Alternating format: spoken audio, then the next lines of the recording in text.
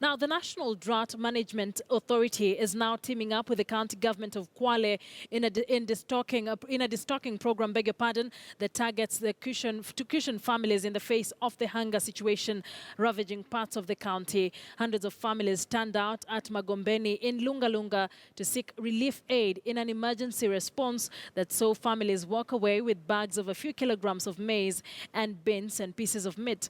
Over 100,000 households are in dire need of aid. KTN's Coast reporter Francis Ontoma brings us that story. Magombeni village, Lunga Lunga. From one corner, men are busy slaughtering what has remained of the dying livestock in the area. From another, an expectant crowd is quickly forming up, the latest in a series of efforts to save communities living here from starvation. The rains failed, crops died, and the situation is now threatening to get out of hand. Over 170 households have been affected in Kwale, Lunga Lunga, Matuga and Kinango being the hardest hit zones. From as early as 8 a.m., the queues had already started building here at Magombeni. These hundreds of families have turned out in huge numbers to seek for relief aid. Although the food may not sustain them for long, they say at least it will sustain them for 2 or 3 days. Mama Mwaka Beja is one of those who've covered several kilometers to be here. She has waited for a turn for almost 3 hours. The queue is moving at snail's pace, but in the final analysis, she expects to get a few kilograms of maize and beans, in addition to a few pieces of meat.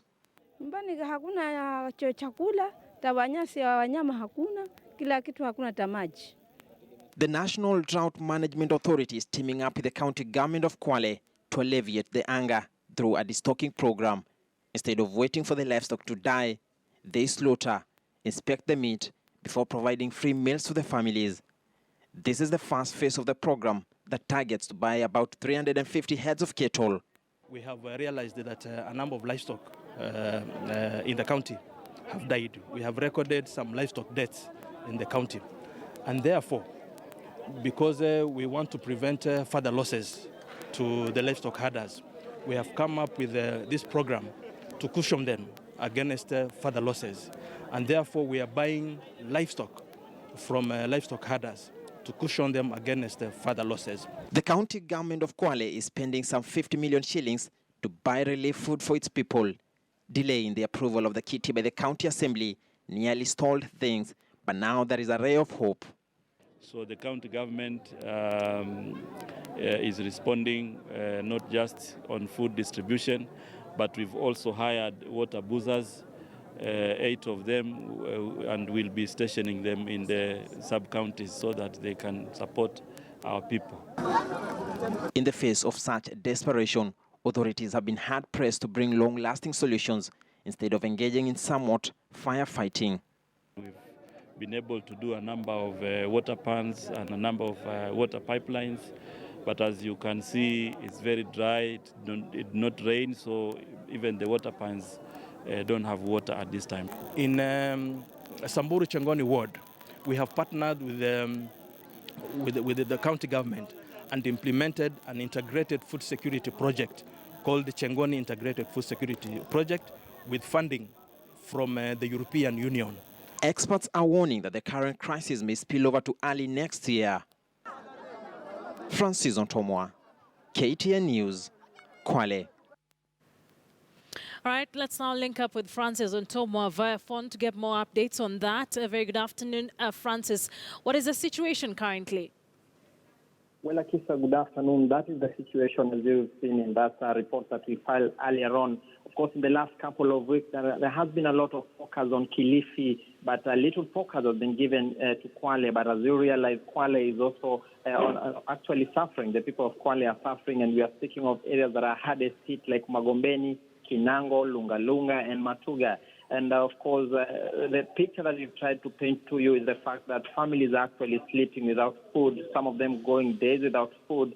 There has been a lot of desperation, especially in schools. Learning has been also disrupted at some schools. And of course, the situation, of course, now building up to something that may actually be headed to a crisis. And that is why you've seen efforts by the National Drought Management Authority, in conjunction, of course, with the county government of Kwale, to try and partner and alleviate this sort of suffering that is continuing right now. The latest effort, as we've reported earlier, is the fact that they are now trying to buy heads of cattle that are about to die, so that they are actually cautioning those people from losses and also helping them get some sort of food.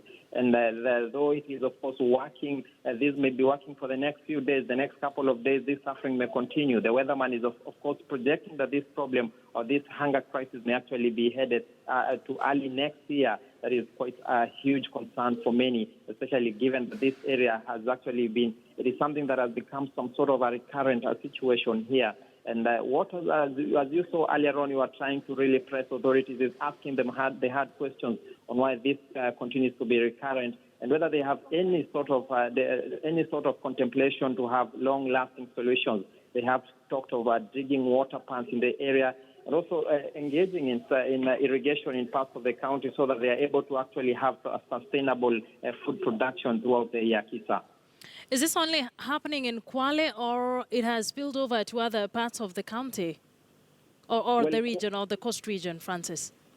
Well, indeed, Akisa, it's not a preserve of Kwale, neither is it for Kilifi, but also we are learning that in Lamu, in Tana River, the situation is almost the same.